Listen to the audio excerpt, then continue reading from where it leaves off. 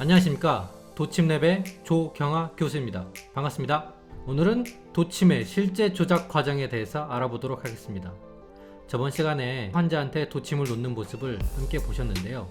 이제 도침을 놓는 과정을 하나하나 자세히 분석해 보면서 어떤 점에 유의해야 될지 알아보는 시간을 갖도록 하겠습니다. 도침의 조작법에서 중요한 것은 두 가지입니다.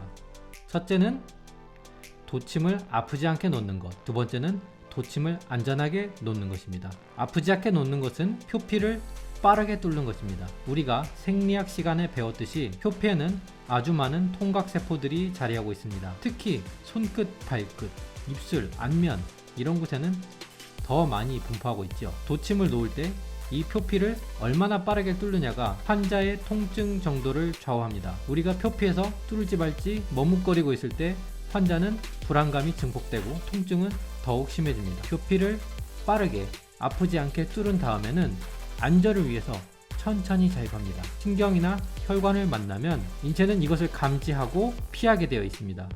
우리가 표피를 뚫고 빠르게 도침을 자입하면 도침의 주행 방향에 존재하는 신경이나 혈관에 손상이 유발될 수 있습니다. 첫 번째, 통증을 줄이기 위해서는 빠르게 표피를 뚫지만 두 번째로 안전을 위해서는 표피를 뚫고는 천천히 자입을 하는 것이 포인트입니다.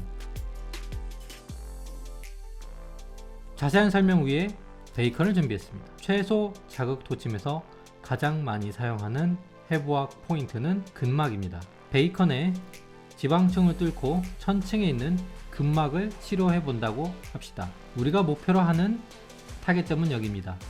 표피를 지날 때 도침을 빠르게 자입하고 이후에 천천히 자입해서 근막 부위에 다다르게 됩니다. 근막 부위에 다다르면 근막 고유의 저항감이 느껴지는데요. 근막을 직자하여 살짝 절개해주고 도침을 빼면 됩니다. 이것이 아주 기본적인 최소 자극 도침입니다. 손상된 근막 부위가 넓어서 도침의 자극량이 충분하지 않을 경우에는 2, 3회 정도 도침을 넣었다 빼는 과정을 통해서 충분한 근막의 자극을 꾀하게 됩니다. 도침을 근막에 닿은 다음에 다시 침을 표피까지 빼게 되면 표피를 뚫는데 또 다른 통증이 유발됩니다. 따라서 표피까지 빼지 말고 근막만 살짝 지나서 뺀 다음에 방향을 살짝 틀어서 도침을 자입하고 그 다음 살짝 뺀 다음에 다시 도침을 자입하는 방식으로 2, 3회 정도 도침을 재삽하여 필요한 만큼의 자극량을 주도록 합니다. 처음 도침을 접하는 사람들이 실습할 때 가장 많이 범하기 쉬운 오류는 도침으로 근막을 절개한 상태에서 충분히 도침을 빼지 못하고 다시 옆으로 뒤로 이렇게 자극을 주면서 목표 부위를 충분히 자극했다고 생각하는 것입니다. 도침으로 근막을 절개한 이후에는 근막을 충분히 놓아줄 때까지 뒤로 뺀 다음에 다시 방향을 틀어서 도침을 자입해 주는 것이 포인트입니다. 도침을 천천히 자입하면서 도침이 지나갈 때 느껴지는 조직의 서로 다른 이질감으로 해부학적 구조물을 가늠하게 되는데요.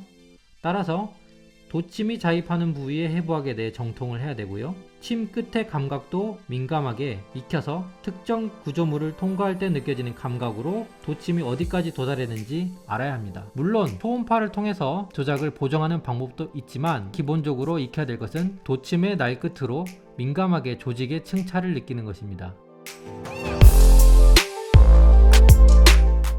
지금까지 도침의 조작법에 대해서 알아보았습니다.